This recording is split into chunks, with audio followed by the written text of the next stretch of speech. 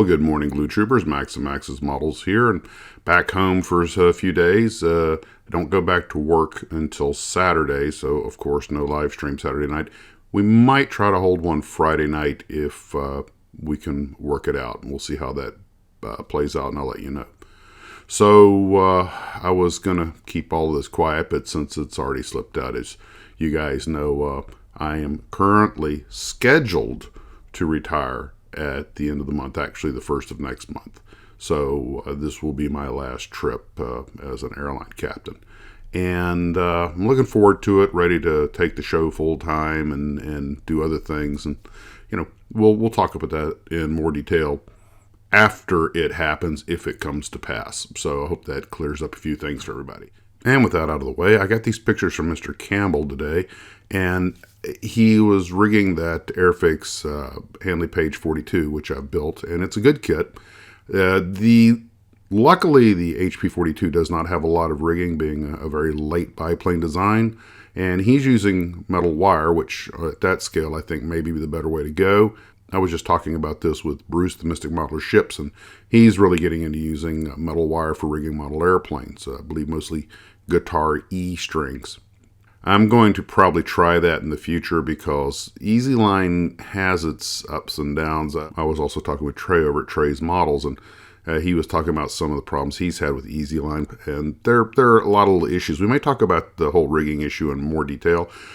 I was also thinking about when I did the Felixstowe, and I'd used the gas patch turnbuckles that Trey actually had sent me, and they have their pros and cons like anything else. This is actually a more in-depth subject than I want to get to in a short morning video.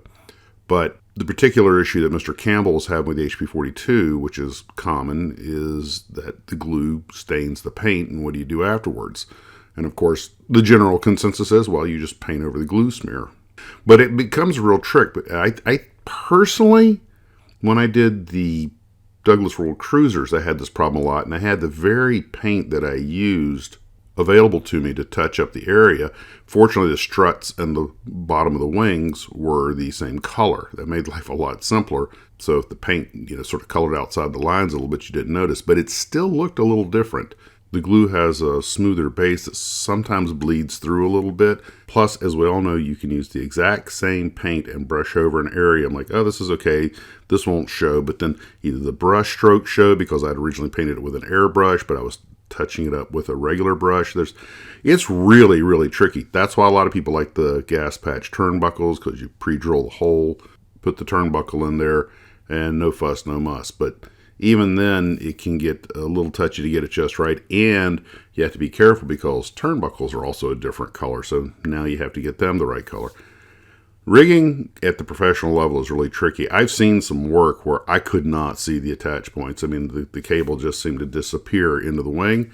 Turns out, and this is again something that Trey showed me, and I had played with this before, but he does it very well, to drill the hole all the way through the wing, run the line all the way through, then basically glue it on the other side, and then you can airbrush it or paint it. You don't have to worry about it because the hole went through the wing and the attach point is on the other side of the wing. Then you can smooth it out various ways. But that's a really neat trick, and it's a lot of work. And rigging models like the Felixstowe drove me bananas.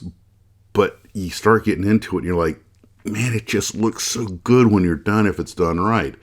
And we may talk about rigging in some more detail at the next live stream or something. It's a thing. And, airplanes aren't the only thing. Ships have to be rigged. And even cars have a lot of wiring and stuff, which is sort of a cousin to rigging.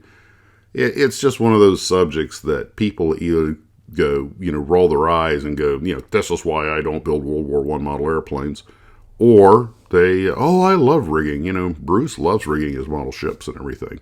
The thing is that the ships are a little easier because you have better access.